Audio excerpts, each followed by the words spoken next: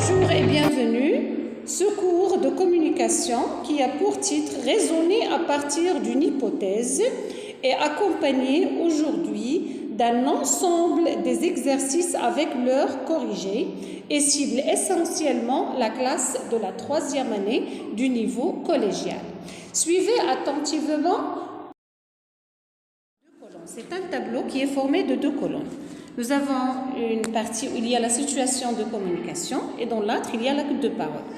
Dans la situation de communication, on pose la question avec qui parle avec qui et à propos de quoi.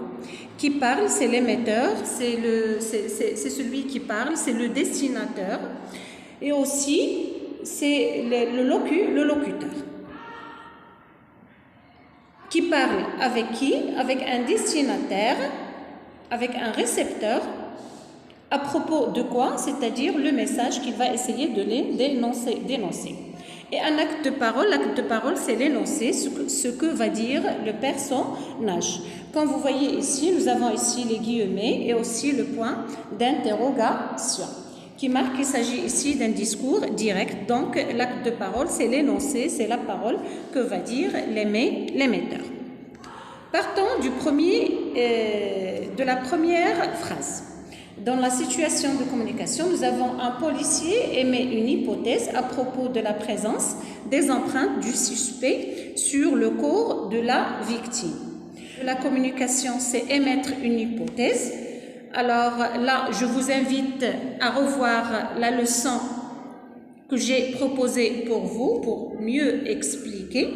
Alors là, nous avons émettre une hypothèse et à propos de, c'est bien sûr à propos le sujet de l'hypothèse ou de la situation de communication. Un policier émet une hypothèse à propos de la présence des empreintes du suspect. Les empreintes, ce sont les traces laissées après le crime ou après c'est le coupable sur le corps de la victime. Alors, que va dire le policier? En supposant que, donc il a supposé, là nous avons une idée d'hypothèse. Elle est commencée avec la conjonction en supposant que plus subjonctif, que vous soyez c'est le verbe être au subjonctif présent, que vous soyez parti en vacances, on peut changer en supposant que en admettant que, on va admettre que vous soyez parti en vacances le jour du meurtre, c'est-à-dire le jour du crime. Comment se fait-il que vos empreintes soient partout sur le corps de la victime? Là, elle est suivie d'une question. Et là, on posait la question, bien sûr, sur les empreintes du suspect sur le corps de la victime. Passons à la deuxième phrase. Là, nous avons seulement l'acte de parole. Admettons que vous avez oublié de fermer la porte à clé. Comment se fait-il que la serrure soit arrachée? Donc, il y a la serrure, c'est la fermeture de la porte qui est arrachée de sa place. Donc là, qui va parler à qui? On va essayer de vous proposer, peut-être c'est un juge d'instruction ou un juge ou un policier, on peut dire, puisqu'on est toujours dans le monde dans le thème de la nouvelle policière. Donc c'est un juge d'instruction ou aussi c'est un policier qui enquête sur le crime. Alors là, un juge d'instruction émet une hypothèse. Il émet une hypothèse ou je peux dire avancer une hypothèse ou exprime une hypothèse ou je peux même dire formule une hypothèse qui est suivie par une question à propos de la serrure qui est arrachée ou qui est cassée. Troisième phrase, nous avons aussi l'acte de parole, donc c'est le discours direct. Elle est commencée par la conjonction de condition si, donc toujours nous avons une idée d'hypothèse.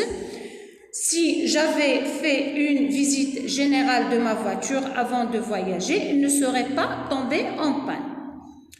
Si nous avons la formule si plus que parfait, j'avais fait, plus le conditionnel passé. Comme vous voyez ici, nous avons l'auxiliaire qui est au conditionnel présent plus le participe passé du verbe. Qui va parler de tout cela? Qui va parler avec qui et à propos de quoi? Donc là, nous avons un chauffeur, un conducteur de voiture qui roule, voilà, qui a fait déjà une visite générale de sa voiture avant de voyager. Donc, un chauffeur qui émet une hypothèse ou formule une hypothèse à propos de sa voiture qui est tombée en panne. Donc, la phrase ou la situation de communication qu'on va écrire, un chauffeur émet une hypothèse à propos de sa voiture qui est tombée en panne. Passons maintenant à la phrase 4, à la situation numéro 4. La maman d'un enfant qui a très mal au ventre formule une hypothèse. Donc là, nous avons un énonciateur, c'est la maman d'un enfant. La situation qui a très mal au ventre, il formule une hypothèse. Donc là, puisque nous avons formulé une hypothèse, on va faire appel aux expressions qu'on peut utiliser. Et là, nous avons l'idée du doute. Donc, comme vous voyez ici, il est mis entre guillemets et je vais écrire « C'est peut-être à cause de la pastèque que tu as mangée que tu es malade. » Passons maintenant à la question suivante. Donc, nous avons un acte de parole. Si je fais de la chirurgie esthétique, mes amis ne me reconnaîtront plus. La condition avec si, plus le présent, plus le futur. Donc, c'est la formule si plus présent plus futur. Reconnaîtront. Comme vous voyez, c'est le verbe reconnaître qui est conjugué au futur simple. Là, l'énoncé, il est mis entre guillemets. Donc, c'est un acte de parole, c'est le discours dit direct. On va essayer de chercher la situation de communication et je vais dire